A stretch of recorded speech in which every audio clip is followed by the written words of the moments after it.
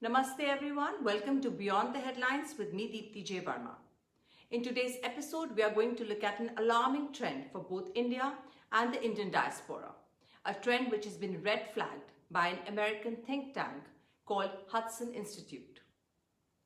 They have warned both the Indian and the US authorities of something called the Pakistan Destabilization Playbook and its possibly dangerous consequences for the Bharatiya people. As always, we are going to go beyond the headlines and break down the report for you simply and asking some pertinent questions along the way. First, what is the Hudson report and the Pakistan Destabilization Playbook? Now, the Hudson Institute is a research organization promoting American leadership and global engagement.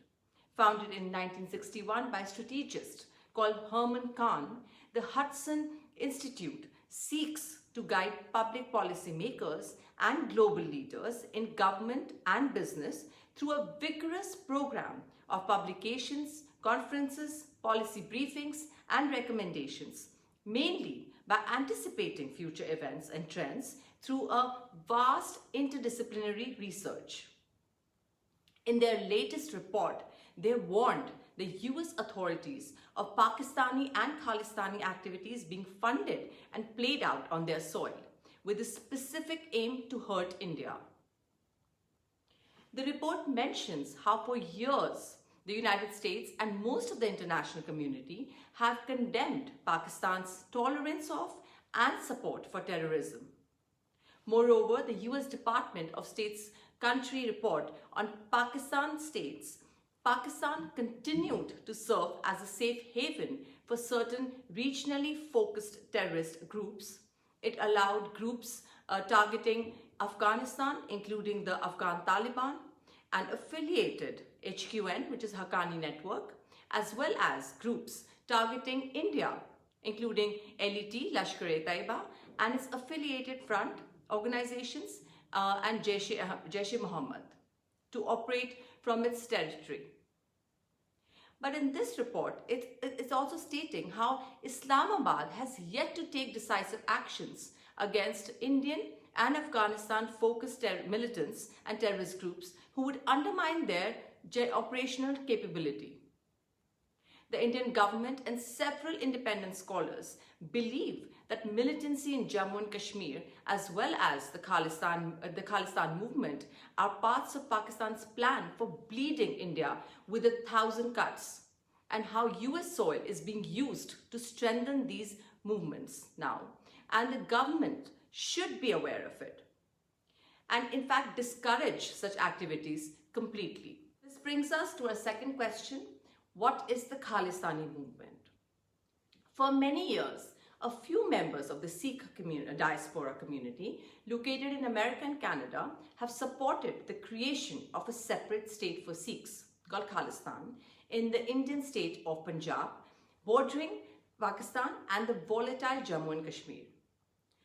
While demands for a separate Sikh state were voiced even before 1947, Sikh militants did not begin employing violence to voice their demands until the late 1970s and continued to do so through the early 1990s. In 1984, Prime Minister of India, Indira Gandhi, dispatched the Indian Army to oust militants and their leaders from the holiest of Sikh shrines, the Golden Temple, which they had occupied with weapons brought from Pakistan. This operation, called Operation Blue Star, backfired as it also hurt some innocents along the way and served to galvanize Sikhs living abroad, followed by Sikh militants' 1984 assassination of Indira Gandhi. Though it remained dormant after the 1990s, the Khalistani militancy has again shown a spike in the recent couple of years, so curtailment of diaspora-based efforts to reinvigorate it have to be undertaken.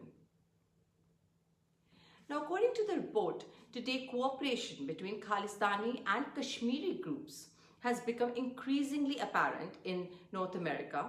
For example, in August 2020, when Khalistani and Kashmiri activists staged a demonstration in New York against India, and other joint protests of Khalistani and Kashmiri separatists that have occurred in Washington, DC, Houston, Ottawa, London, and European capitals.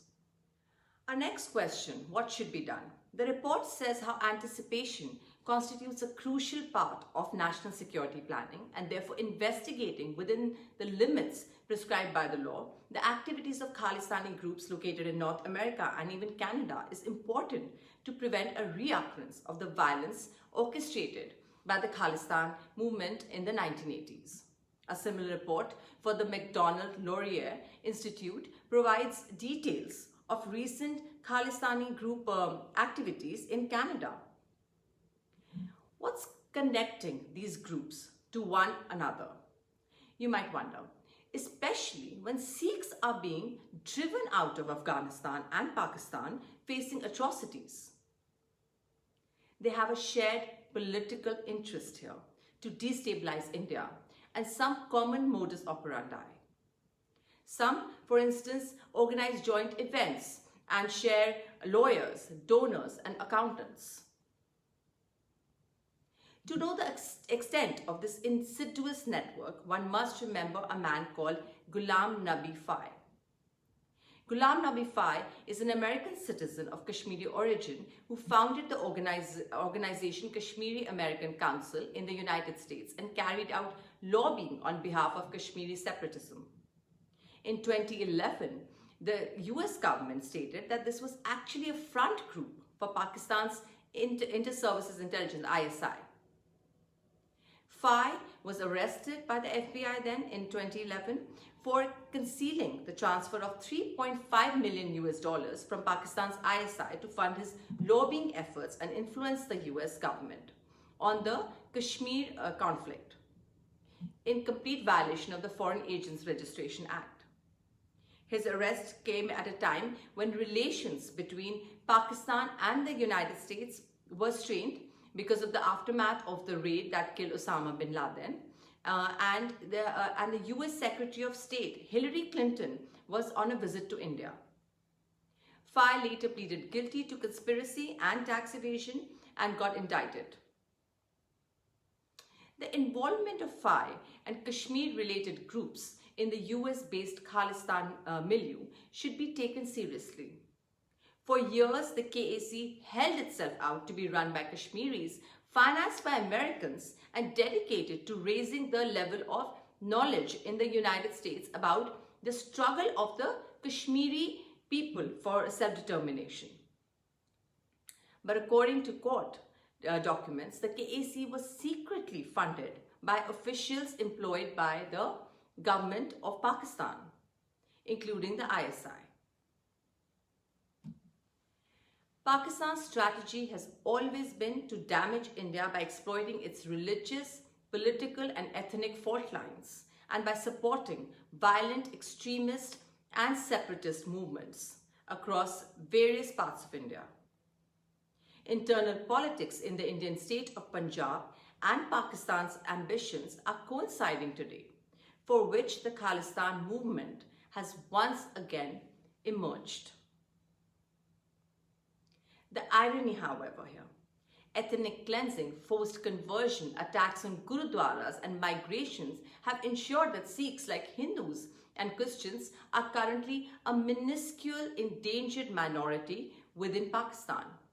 Nonetheless, Pakistan has long championed the Khalistan struggle both inside and among the Sikh diaspora and covertly supported both the Khalistan insurgency in Punjab and its anti-India recruitment and propaganda around the world. The bigger picture here. What is all of this leading to? Now, since farmer protests broke down in India, several cases of hate crimes against Hindus have been reported, especially in Canada and America. During Holi, for instance, the Holi celebrations in April this year, a group of around 100 protesters barged into the area where around 400 Hindus were celebrating Holi. They started shouting slogans against Prime Minister Modi, Narendra Modi, and the Indian government. They also blocked the route on which the Tiranga Yatra was supposed to take place. The event was delayed to around 3 hours reportedly because of Khalistani flags were raised by the protesters. It's time and again proven how Khalistani forces based out of Canada have joined hands with Islamists and are working in the background to discredit or damage the image of India. In March 2021, a Jodhveer Singh Dhaliwal, a Khalistani sympathizer, came under investigation after videos of him attacking Hindus in the Tiranga rally went viral. The reason why these activities are gaining more impetus is because they want to strongly peddle an anti-Modi and anti-India narrative abroad. By talking about the farmers' protests outside of India, the effort is to divert the conversation to a place where India is shown in an undemocratic light. Even within India, on January 26, the farmers' protest got hijacked and got ushered into a highly charged political space. Kashmir to Khalistan referendum 2020 was a movement which got moved to 2022 because of COVID. According to the experts at Hudson, last year a group called Sikhs for Justice sent letters to President Putin, President Xi Jinping and Imran Khan for support for this referendum 2020 and the Khalistani movement. They've also apparently sent emails to the Hudson department showing their pledge of $1 million to aid the Taliban.